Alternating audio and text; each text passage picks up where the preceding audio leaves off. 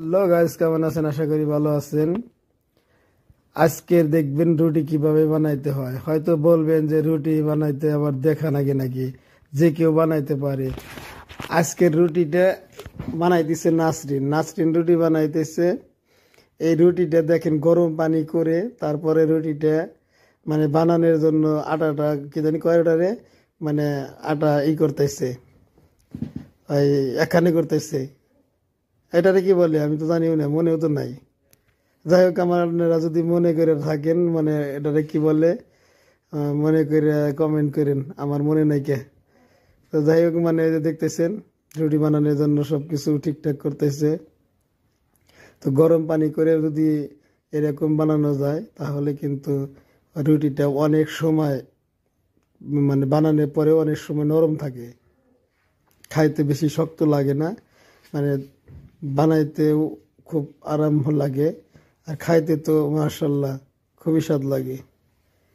তো বাসায় আপনারা এভাবে ট্রাই করে দেখেন। আর নাসরিন খুব চেষ্টা করতেছে খুব ভালো করে বানানোর জন্য। দেখতে আমার ক্ষুধা লাগছে, খাবো, বেশি সময় নাই, তার জন্য খুব তাড়াহুড়া করতেছে।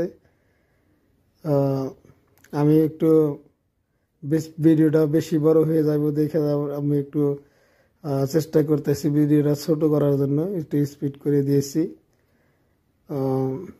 দেখেন রুটি কিন্তু খুব সুন্দর করে বানাই দিয়েছে গোল করে।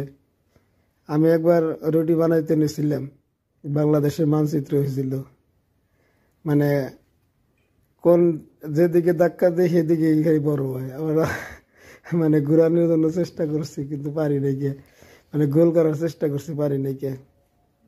যে এখন যেভাবে গোল করে বানাইলো, মানে এটা বানানোর চেষ্টা করছি তাও পারি নাই কে।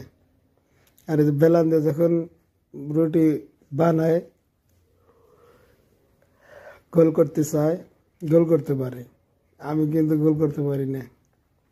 আপনারা যদি গোল করতে পারেন কিনা একটু জানাইন কমেন্টে।